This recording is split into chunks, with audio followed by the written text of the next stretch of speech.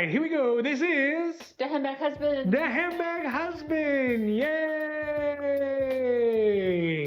So today, over the last couple of years, since we have really been putting in the good old college effort in developing a relationship with Hermes and our essays here and abroad, we have been lucky enough to get offered some of the bags of our dreams. Some quota bags, some non-quota bags, a lot of non-quota bags, exotics, non-exotics, and kind of everything in between.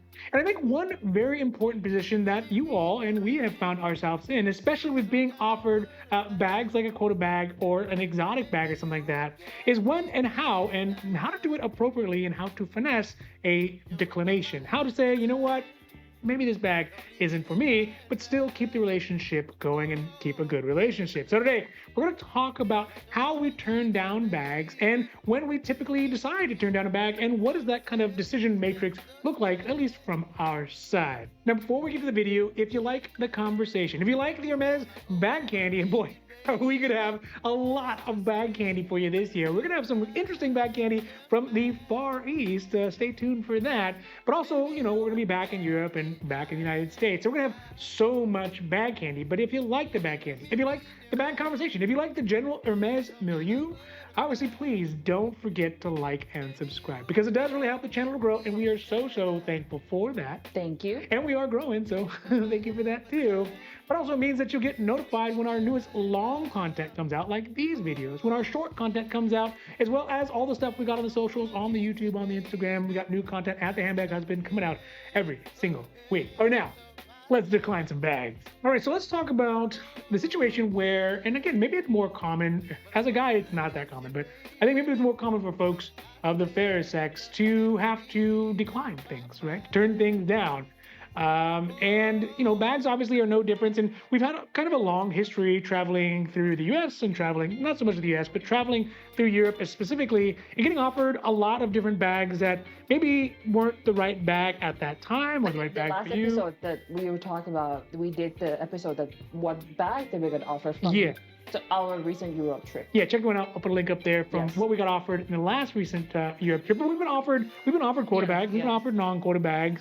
And sometimes they just don't seem to kind of fit what we're doing, but it's a complex matrix and we're going to get super deep down into it and maybe help you figure out, when you're in the moment and they're like, hey, I have this bag that maybe is hard to get, but maybe it's not the right choice for you, how you can kind of run through that. So I guess what are some of the reasons why that you on your side turned down a bag? Like two major reasons. Like obviously the first one is like when you put in your wish list, obviously most of the time it's not going to be like 100% like right at the spec that you're hoping for. Does that make sense? Yeah, absolutely. You might get the size, you might get, but not the color, or you might get the color or not the size, or maybe the what's it called? The metal, the metal thing is not, it's could be palladium, but you're hoping for gold. Yeah. So, but if there's too many strikeouts, say for example, that's 3 criteria, right? Yeah. If 2 to 3 is not the one that you're looking for, you might say no. Well, yeah. So we'll talk. Right? So I mean, I think that we divide this into two. The calculations are very different. One side for a domestic store, and one side's for like an international store. Yeah. Right, because I think our decision about just accepting a bag is very different. It runs through different criteria internationally than it does domestically. But I think for us, for me, from my side, when we decide to decline a bag, is one, first of all, there's 2 of us, right? So like Roman consuls, if we're gonna mention Rome once at least once a day, a no overrides a yes. So it basically has to be 2 yeses for us to say yes to this bag. And sometimes you say yes and I say no, which is rarer. Sometimes I say yes and I say no. And you say no. Sure. Yeah, which is more common. But I think that that's one of the key kind of points where that whole decision process happens, right? Yeah. It's like yes and no, has to be 2 yeses. 2 no's obviously is a no, but 1 no and 1 yes still going to be a no as well. I agree. Yeah. So I mean, I think about what were some of the hardest bag you've had to say no to thus far? It was a comparison. It was in Paris. And they brought us the bag that it was like, that's my spec. I gave them, this is my spec that I want. But that option was better. It might not be my style, but it's better in my opinion to complete a collection. I guess I never really talked to you about that side of it. Yeah. It took me so long. I remember I was like, it took me a very long time. It was very difficult decision to make, and I still thinking about it almost like at least once a week. It was like, hey, did I make a good? Was it good? Was it the right choice? Yeah. Well, the issue obviously is that the bag is a nice bag. It's a highly desirable spec, but it's super common. Correct. Right? And so you're like, oh, this is what I want. This is exactly what I want. But it's also exactly. But it's also relatively easy to get. Correct. And they're like, so do you want this relatively easy to get bag that you love and is exactly what you want? Yes. Or this other bag that's impossible. It's not impossible, but it's a little bit harder to get. It's hard to get. Yeah. Right. So and you may not like it as much. Yes. But you're not going to get offered another bag like this anytime soon. Yeah. Yes, correct. Yeah. So I went with the harder to get one. Yeah. And we'll reveal the story when we do the bag for sure. But I think that was a tough choice. The most difficult decision on the bag that we say no. It was not saying no. It just basically like pick one. Yeah. The problem is it's a win-win situation. Right? So that is the most difficult, is that it's a win-win situation where you're like, oh, if I get this one, I'll be happy. If I get this one, I'll be happy. Which one do I choose? I guess another one was before we got this Birkin 35. If you remember, we got offer. What country? Florence. Oh, okay. Italy. Yeah. So before that, we got offered the Birkin 40. Which is perfect. Like, I would take 40. It was 35, 40. I don't really care, right? Because I want really big bag. Yeah. But it was black Togo, which is fine. Black Togo, perfect. Yeah. But it was palladium. Yeah, and also, I mean, there was considerations about a wish list bag as well that goes along with that. I don't know what you're talking about. The reason why we had foregone it is because the essay is like, hey, if you choose this bag, you're gonna get one. Which is perfectly fine. But the spec, it was like, okay, 40. I would prefer 35 because I think 40 is a little bit bigger for me. Really good for me though. And then it was palladium. So the palladium. Remember I was talking about like 2 out of 3? So it's 2 out of 3, so it strike out. Yeah. So I was like, okay, I'm fine. I'm willing to wait. I know like Birkin 35, it's not that desirable. Yeah. Currently. Speak for yourself. So hopefully. Hopefully. So, right? Don't get it. So my point is, I'm willing to wait. Yeah. And we waited, and then we got the exact spec that we're looking for. So 35, gold hardware, and neutral enough color. Yeah. Yeah. So I think to me it was worth it. And the wait was like what, 6 months? Yeah. 6 months or so. So thereabout. Yeah. It was not bad. Like to me, it was not bad. So when you're thinking about declining a bag, is there a difference in making the decision whether you're going to decline it or not, whether we're international or not, right? Because we've had quota bags offered to us in Europe, we've had quota bags offered to us in Asia, right? And that's obviously a different kind of matrix decision-making process than if they were offered in the U.S. Or you just throw it in the trunk and no problem, right? You're talking about the size? Oh man, the Birkin 35 was a little bit troublesome because I was trying to fit it in to my carry-on. Yeah. And it fit like just barely by I don't know, a horsehair. Yeah. Well, I mean that's why we have our shrine to all the socks and underwear that have given themselves to our bag fashion. Dimension. Yeah. The capacity wise is one of the dimensions. So yes. I think that's obviously a consideration for us, but also the fact the temporality, the fact that you're some of the times like in Asia when the one that we got offered in Asia, we literally just showed up and like, bam, right? But we had, in fact, that was the first Hermes boutique we'd ever been into. Yeah, we've ever been into. With no spend ever anywhere at any time. And they offered it, so. It was like a no-brainer. I'm like, okay, yes. Yeah. Because who knows when we're gonna go back, you know? Yeah. So there was not like. Let's wait for it kind of thing. So. Well, this doesn't work because that wasn't a decline. That was an acceptance. Simple pass. But the process, the question was, should we accept it or not? Okay, I get that. Okay, so let's talk about one aspect of declining a bag, which is the right timing, right?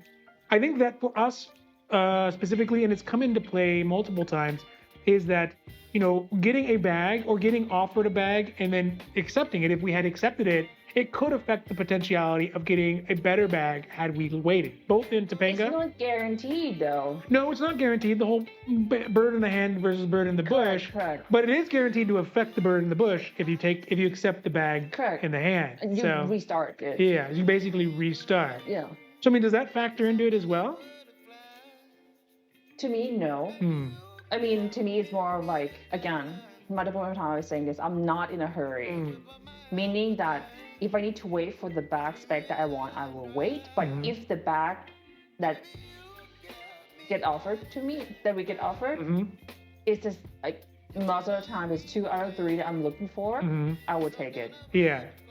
Okay. But I don't know. I actually don't know. I have actually been thinking like, okay, since our collections are growing, 2 out of 3, yes, but it also 2 out of 3, and also it's gonna make my collection rounder.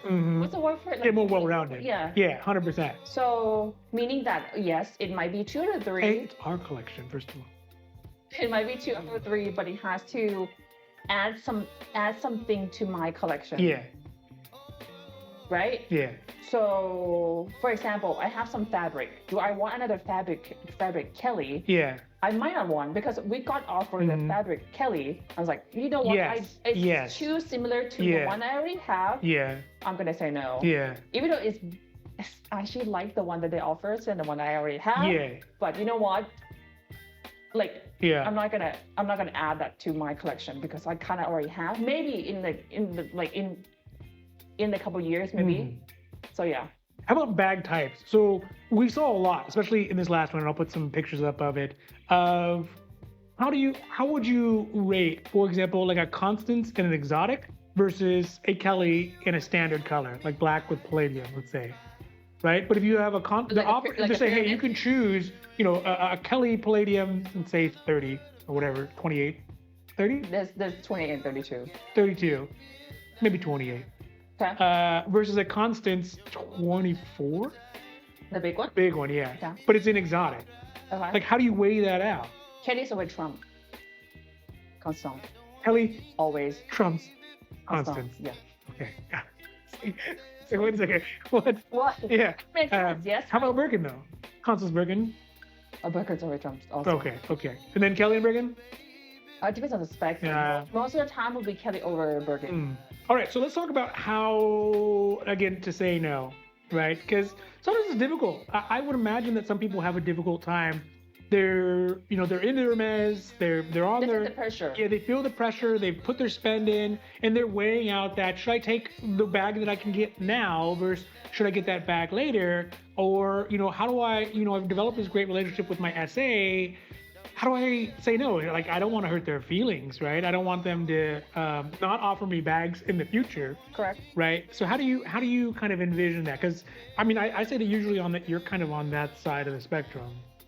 I think the first thing, like the very first thing, I think since you are putting into your wish list, or if they ask you what are you looking for, be forward.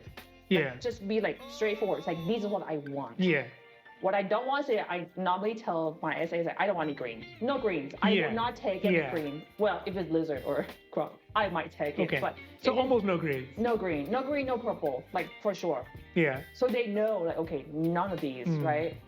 To be straight, like, hey, I don't want this. But again, I can also understand that if it's were your first bag, you kind of like, okay, whatever, I'll take it. Yeah. I also understand that perspective too. Yeah. But and also realize that by saying no green, you are going to limit yourself. Correct. Maybe 1/12 or whatever the amount of bags they get. Yeah. They're going to say, well, this person obviously doesn't want this bag, so we're not even going to offer it. Correct. So, I mean, there's that calculation to it too, especially like you said, if it's your first one that you've been working towards. But I mean, if it's your first one, you're like, you know what, I just want one. That's perfect. Like, like make your spec as broad as possible. Yeah. It's also like you were saying, like give you the most chance to get offered. Yeah. Okay, well, good. So that I think that should help, right? At least give people an understanding that one, it's okay. It's okay to say no. Yes. Right? It's okay to say no. Don't feel like I've put all this time, I put all this energy, they're gonna offer us one bag. It's stressful. Yes, of course. Like emotion mixed with like money and like everything. Yeah. And like patience and timing. and all that kind of stuff, right? But realize there will be more bags, right? If you're already down the pathway, you're already spending in. There's always going to be more bags. There are always going to be more bags. Hopefully. All right. Yes, it's easy for me to say to you, but yeah, no. All right, so that is going to be it for today's Handbag Husband, talking about what is the best way to say no to a bag, even if it is a bag that maybe you sort of like, or it's a quota bag, it's a desirable bag. There is room and ways and polite ways and ways to finesse a no into it.